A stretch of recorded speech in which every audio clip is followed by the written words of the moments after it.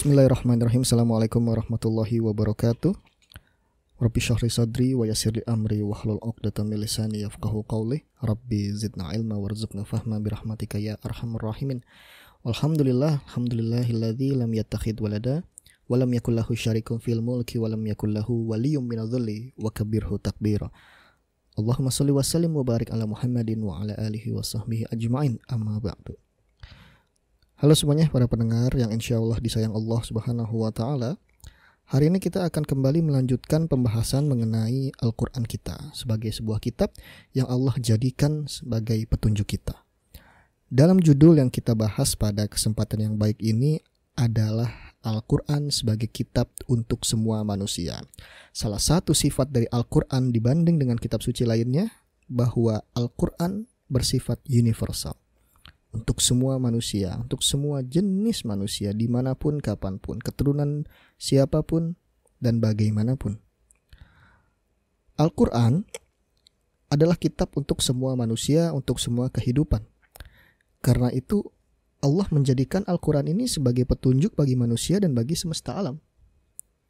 Sebagaimana firman Allah yang disampaikan di dalam Al-Quran surah Al-Baqarah ayat 185 yang artinya, bulan Ramadan, bulan yang di dalamnya diturunkan Al-Quran sebagai petunjuk bagi manusia.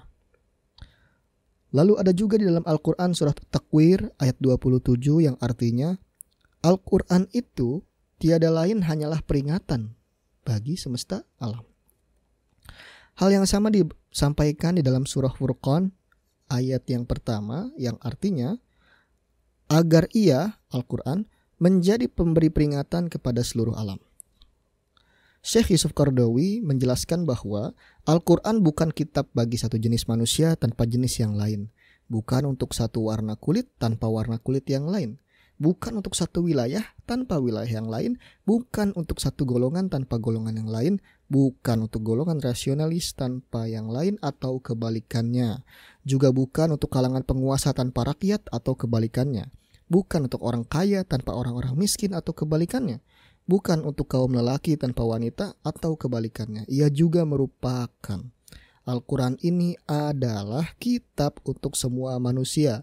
Dustur atau undang-undang untuk semua dari Rob semua manusia. Itu Allah Subhanahu wa Ta'ala. Oleh karenanya di antara sifat dari Al-Quran disebut sebagai dustur atau undang-undang atau peraturan atau hukum yang universal. Yang disifati oleh zat yang menurunkannya dan Rabb dari segala sesuatu. Sebagai kitab yang menjelaskan tentang segala sesuatu. Al-Quran surah An-Nahl ayat 89 menjelaskan bahwa dan kami turunkan kepadamu Alkitab, Al-Quran, untuk menjelaskan segala sesuatu dan petunjuk serta rahmat dan kabar gembira bagi orang-orang yang berserah diri. Allah berfirman tentang keadaan Al-Quran dalam Al-Quran surah Yusuf ayat 111 yang artinya Al-Quran itu bukanlah cerita yang dibuat-buat, akan tetapi membenarkan kitab-kitab yang turun sebelumnya dan menjelaskan segala sesuatu dan sebagai petunjuk serta rahmat bagi kaum yang beriman. Abdullah bin Abbas pernah berkata, sekiranya aku kehilangan tali belenggu onta, tentu aku bisa mendapatkannya di dalam kitab Allah. Hal ini dimaknai bahwa segala sesuatu yang bisa menjadi kunci dalam kehidupan kita berada di dalam Al-Quran. Bahkan Abdullah bin Abbas di sini menjelaskan menggunakan sebuah kiasan yang sangat spesifik. Andai pun tali belenggu untanya hilang, maka dia bisa menemukannya dalam kitab Allah. Berarti apa? Semua rujukan dalam kehidupan ini berasal dari satu kitab yang kita kenal dengan kitab Al-Quranul Karim. Allah tidak menurunkannya untuk menjelaskan akidah dan ibadah saja, ya sehingga ia menjadi kitab tentang ketuhanan semata atau kitab yang menjelaskan masalah-masalah keutamaan adab semata. Kalau seperti itu, Al-Quran ini lebih mirip ke buku etika ya, atau buku moral, buku pendidikan akhlak. Hanya sebatas itu. Di sana tidak pula menjelaskan syariat atau tatanan semata sehingga bisa menjadi dianggap sebagai kitab undang-undang. Tidak sesempit itu. Tapi Al-Quran ini merupakan kitab yang mencakup semua masalah itu, dan hal-hal yang disebutkan tadi semua itu disusun melalui susunan yang tidak ada duanya. Al-Quran, dengan universalitas Al-Quran, ia tidak hanya menyeru akal atau hati semata, tetapi menyeru seluruh unsur pada diri manusia, sehingga akal merasa puas dan hati kita tergerak pada waktu yang sama. Banyak ayat yang menyeru seluruh unsur pada diri manusia, tidak hanya menyeru perasaan dan hati seperti yang terdapat di kitab-kitab agama sebelum Al-Quran kita. Tidak hanya menyeru akal dan pikiran semata seperti ilmu filsafat dahulu maupun yang ada sekarang.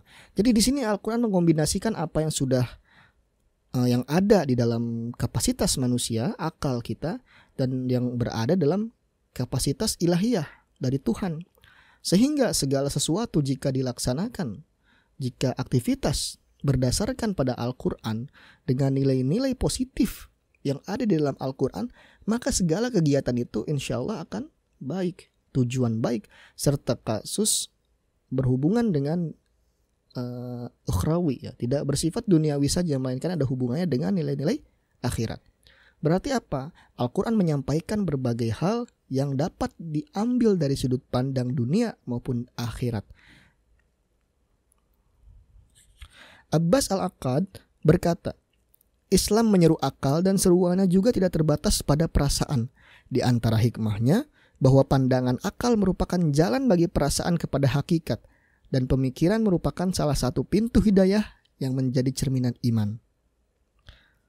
Hal ini merujuk pada Al-Quran surah Saba ayat 46 yang artinya, katakanlah, sesungguhnya aku hendak memperingatkan kepada kalian satu hal saja, yaitu supaya kalian menghadap Allah dengan ikhlas berdua-dua atau sendiri-sendiri, kemudian kalian pikirkan. Serupa dalam Al-Quran Suratul Baqarah ayat 219, demikianlah Allah menerangkan ayat-ayatnya kepada kalian supaya kalian berpikir. Universalitas di dalam akidah dimaksudkan untuk menjangkau cakupan yang lebih luas, dan lebih luas di sini dari seruan terhadap manusia yang meliputi jiwa atau ruh, fisik, akal dan perasaan, tanpa ada sikap yang berlebihan atau mengabaikan dalam masalah ini.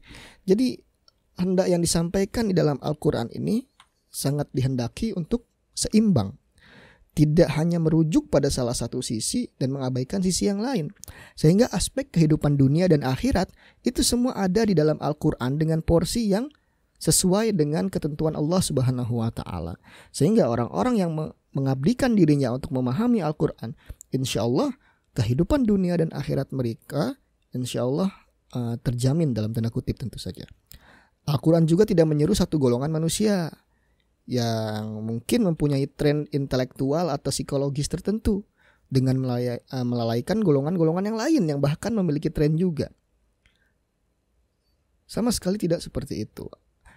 Tapi Al-Quran menyeru semua golongan, memberikan kepuasan kepada setiap tren kemanusiaan secara merata dalam satu keseimbangan yang tidak mungkin diciptakan kecuali oleh Allah Subhanahu wa Ta'ala, zat yang menurunkan Al-Quran dan pencipta manusia itu sendiri. Nah, orang yang mencari hakikat intelektual akan mendapatkan di dalam Al-Quran sesuatu yang dapat memberikan kepuasan bagi logikanya. Dan jika mendengarnya, dia akan memandang dengan akalnya.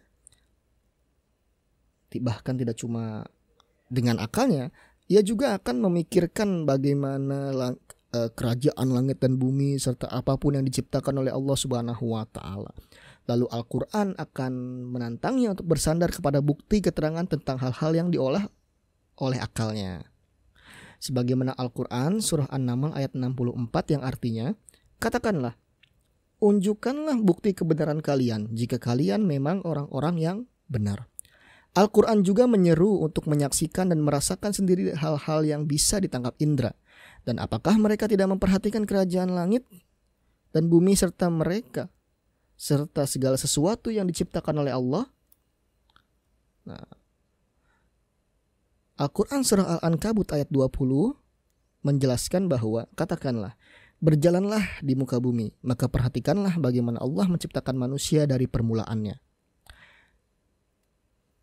Al-Quran menghimbau agar akal kita jauh dari persangkaan, jauh dari mengikuti hawa nafsu, apalagi taklid buta. Baik taklid dalam hal kepada nenek moyang, adat istiadat yang sejak dahulu telah dilakukan, atau taklid kepada pemimpin.